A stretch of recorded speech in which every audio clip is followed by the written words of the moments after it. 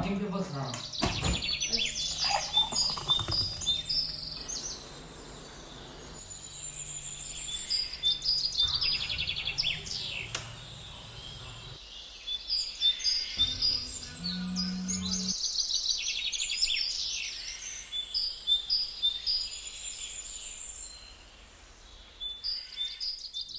अस्सलाम वालेकुम, welcome back to my channel. कैसे हैं आप सब? उम्मीद करती हूँ आप सब खैर आफियत से होंगे। सॉरी, व्लॉग्स फिर से लेट होने लग गए हैं, आप लोग इंतज़ार करते रहते हैं और आज भी व्लॉग जो है वो स्किप होने वाला था, तो फिर मैंने सोचा कि आज तो ऐसा नहीं चलेगा, ज़रूर एडिट करके आप लोगों के साथ शेयर करूँगी, वरना मेरी वो बहनें जो इंतज़ार करती रहती हैं मुझसे शिकायत करेंगी। तो अभी यहाँ पे उसैद स्कूल जाने के लिए तैयार हुआ था। इनके स्कूल में कुछ अरेबिक वीक चल रहा था, तो आज उसैद ने अरेबिक स्पीच भी करनी थी और उसैद ने माशाल्लाह से पोजीशन भी ली थी, ट्रॉफ़ी भी लेके आया था, साथ में मेडल भी लेके आया था, तो बहुत खुशी हुई। बच्चों को स्कूल भेजने के बाद किचन वगैरह समेटा और फिर मैं ऊपर आ गई थी बेडरूम्स की तरफ। तो यहाँ पे मैं सबके जो वो बिस्तर वगैरह हैं वो समेट लूँगी, ब्लैंकेट वगैरह फ़ोल्ड कर लूँगी। तो आज आप लोगों के साथ मैंने उशना का रूम टूर भी शेयर करना है और आप लोग उसका भी इंतज़ार कर रहे थे, तो बस वो भी आज आप इस व्लॉग में देख सकेंगे। तो फ़िलहाल मैं दोबारा से किचन में आ चुकी हूँ। मुझे यहाँ पे जूस बनाना था, जो कि पहले मैं बाकायदगी से पीती थी और अब ऐसा है कि इसको मैं महीने में एक मरतबा पी लेती हूँ। अच्छा, इसमें मैंने थोड़ी सी एक एडिशन की है जूस में, जिससे हो सकता है आप लोगों को भी फ़ायदा मिले। इसमें मैं अब ऐड करने लगी हूँ आंवला, जो इंडियन गूसबेरीज़ के नाम से भी जाना जाता है। तो ये बालों के लिए, स्किन के लिए बहुत अच्छा है और विटामिन सी का बहुत बड़ा सोर्स है।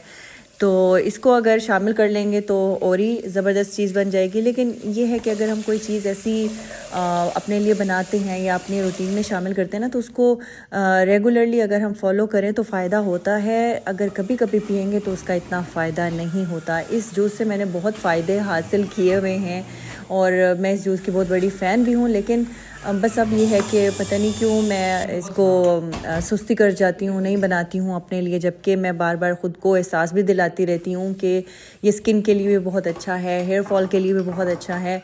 तो थोड़ा सा टाइम निकाल के अपने लिए ये बना ही लूँ, आप लोगों को भी मोटिवेट करती रहती हूँ। लेकिन अपनी सुस्ती का मैं एक सोल्यूशन निकालने वाली हूँ, जो कि जल्द मैं आप लोगों के साथ शेयर करूँगी कि किस तरीके से ख़ुद को मोटिवेट किया जाए अपने लिए टाइम। खैर, मैंने आप लोगों के साथ एक जो व्लॉग शेयर किया था सेल्फ़ ग्रूमिंग का, तो इसमें मैं ख़ुद को भी मोटिवेट कर रही थी कि रिलीजियसली अगर हम किसी भी रूटीन को फॉलो करते हैं तो वो चीज़ हमें फ़ायदा देती है। एक दो दिन करेंगे फिर छोड़ देंगे तो वो उस चीज़ का उतना मज़ा नहीं है। तो अपने लिए टाइम निकालना बहुत ज़्यादा ज़रूरी है। मैं ख़ुद को भी समझाती रहती हूँ, लेकिन बाज़ औक़ात ये होता है कि हम सुस्ती कर जाते हैं। पता नहीं मेरे अंदर ये चीज़ क्यों आ गई है, हालांकि मैं कभी भी इस तरह की लेडी थी ही नहीं, मैं तो बहुत एक्टिव थी। तो पता नहीं इस तरह से मैं क्यों हो गई हुई हूँ, बहुत लेज़ी हो गई हूँ अपने मामले में।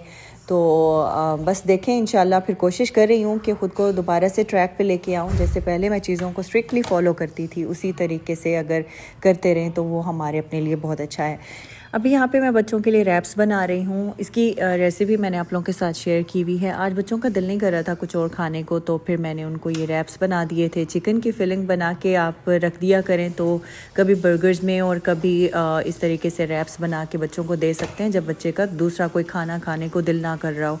तो बच्चे इस तरह का जो स्नैक है वो शौक़ से खा लेते हैं, बजाय इसके कि उनका कोई खाना स्किप हो जाए, मील स्किप हो जाए। तो फिर इस फॉर्म में आप उनको बना के दे सकती हैं।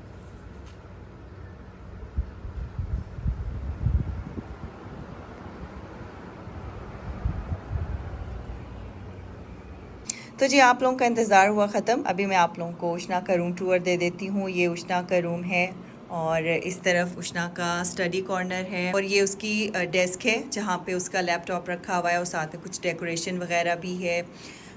उशना के रूम में आप लोगों को ज़्यादातर साइंस से रिलेटेड और बुक्स वगैरह ज़्यादा नज़र आएंगी, क्योंकि उशना स्टडीज़ में ज़्यादा इन्वॉल्व रहती है। तो यहाँ पे भी उसने कुछ बुक्स रखी हुई हैं और कुछ डेकोरेशन है और ये ब्रेन मॉडल है जो कि उशना ने ख़ुद बनाया था। और इस तरफ भी कुछ हार्ट वगैरह बना हुआ है और यहाँ पे उसकी बुक्स रखी हुई हैं।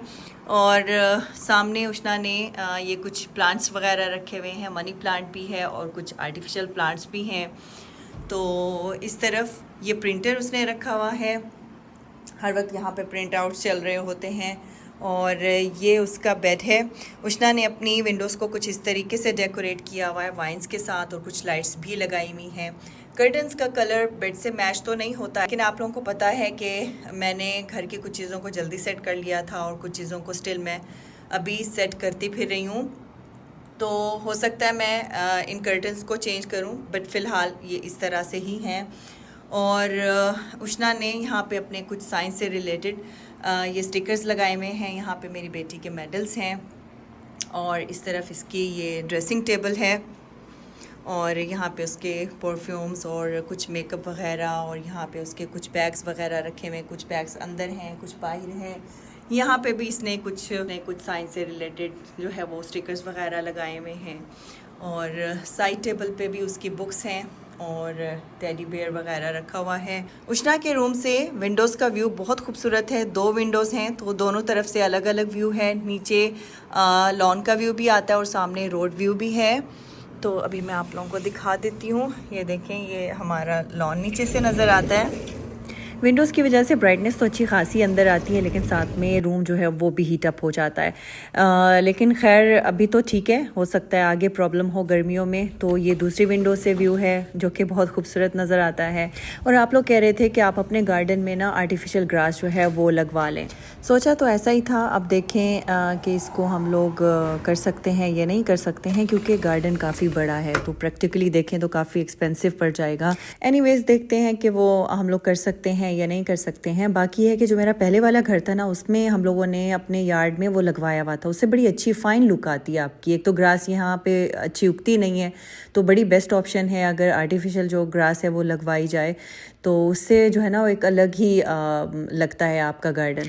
तो ये है उष्णा का रूम। बस टीन एज में जो बच्चों के रूम्स हैं वो इसी तरह के फिर बन जाते हैं। जब छोटे होते हैं तो आप कलरफुल से जो थीम होते हैं वो रख रहे होते हैं। अभी बच्चा जो है वो अपनी बुक्स वगैरह ज़्यादा रख रहा होता है, पढ़ाई की चीज़ें ज़्यादा होती हैं। और बाकी ये है कि पता नहीं इस एज में आके बच्चों को क्या हो गया है कि बच्चों को ज़्यादा कलर्स ही पसंद नहीं आते हैं। मैं अगर कुछ ऐसा ऐड करने की कोशिश करूँ तो फिर वो कहती है मामा नहीं, मुझे बस डिसेंट सा जो है वो रखना है, इसको ज़्यादा कलर्स प्लीज़ मत ऐड करें। वैसे ज़्यादा कलर जो है ना वो मुझे ख़ुद को भी पसंद नहीं है। मेरे बच्चे भी फिर उसी लाइन में जो है वो जा रहे हैं। ब्लैक उनका फेवरेट है। हर चीज़ में पहनेंगे तो भी कहेंगे कि मामा बस ब्लैक कलर की शर्ट ले दें, और बाकी कुछ भी हो तो उनको ब्लैक अच्छा लग रहा होता है। मेरा बेटा भी ऐसा है, और बेटी को भी जो है ना वो ब्लैक कलर ज़्यादा पसंद है। तो बस यहाँ पे उष्णा का अलार्म बज रहा था, जो कि तिलावत सुन के मुझे भी बहुत अच्छा लग रहा था। अभी यहाँ पे मेरी फ्रेंड आई हुई थी, वीकेंड था, और वैसे ये व्लॉग जो है वो काफ़ी दिन पहले का है।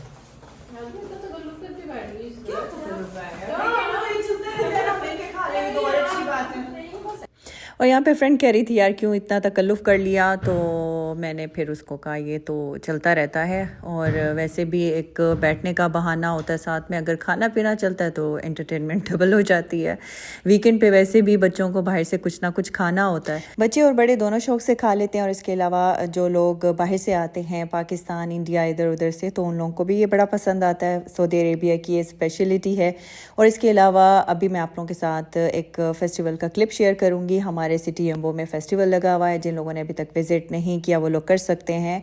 हवाना फेस्टिवल के नाम से ये फेस्टिवल है, और ये काफ़ी देर तक आई थिंक लगा रहता है। बीच साइड पे है, तो आप इसको एंजॉय कर सकते हैं। हमारे सिटी में इतनी एंटरटेनमेंट नहीं है, जबकि जिद्दा और रियाद साइड पे अगर जाया जाए तो वहाँ पे बहुत सारे फेस्टिवल्स भी लगते हैं और इवेंट वगैरह भी ऑर्गेनाइज़ हो रहे होते हैं। अब तो बहुत ज़्यादा डिफरेंट हो चुकी हुई है सिचुएशन, तो यहाँ पे आपको मतलब एंटरटेनमेंट अब सऊदी अरेबिया में ज़्यादा मिलने लगी है। और इस फेस्टिवल की एंट्री फ्री है। बाकी राइड्स जो हैं वो आई थिंक 20 से स्टार्ट होते हैं, 20 to 30 40 डिफरेंट जो है वो हर राइड की जो है वो प्राइस है। और बाकी ये है कि विज़िट कर लीजिएगा अगर आप लोगों ने अभी तक विज़िट नहीं किया। मैं यम्बो के लोगों से बात कर रही हूँ, और बाकी आज के व्लॉग को मैं इधर ही एंड करती हूँ। आई होप आज का व्लॉग आप लोगों को अच्छा लगा होगा। और हाँ, इसके अलावा आप लोग डो मेकर के बारे में पूछ रहे थे कि मैं उसका रिव्यू आप लोगों के साथ शेयर करूँ, उसको किस तरीके से यूज़ करते हैं, क्योंकि शुरू में प्रॉब्लम प्रॉब्लम होती है, मुझे भी हुई थी।